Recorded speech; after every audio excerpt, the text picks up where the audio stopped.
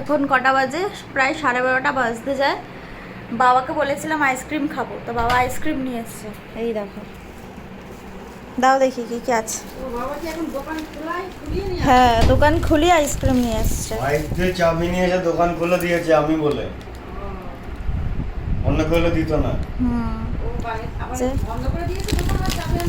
চাবি বাইক দিয়ে এনে খুলে দেওয়া 10 মিনিট। অরুণের চকোবার, এইটা মেট্রোর চকোবার, দুটো।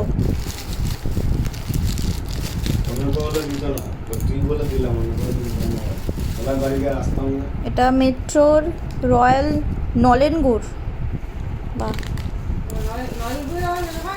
হ্যাঁ হ্যাঁ হয়তো। আর এটা একটা মেট্রোর চকোবার, হ্যাঁ কোন, এই কোন এটা। তাই এনেছে বাবা রাত্রি 12:30টার সময়।